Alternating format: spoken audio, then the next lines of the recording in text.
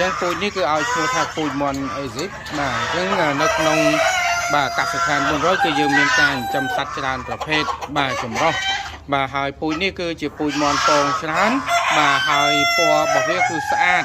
បាទបងប្រុសបងស្រីឃើញនេះមួយឈ្មោលแล้วក៏ទុយគេលំបាស់កើតែម្ដងណាបាទអញ្ចឹងសម្រាប់ពុកម៉ែបងប្អូនដែលគាត់ចង់បានពូជបាទកុំភ្លេចឆាតសួរបន្ថែមបាទហើយផ្ញើបានគ្រប់25ខេត្តក្រុងក្នុងប្រទេសកម្ពុជាបាទសម្រាប់អ្នកស្រឡាញ់ចូលចិត្តហើយចង់បានពូជនេះបាទនេះគឺមេបាកំឡុងកំឡោះ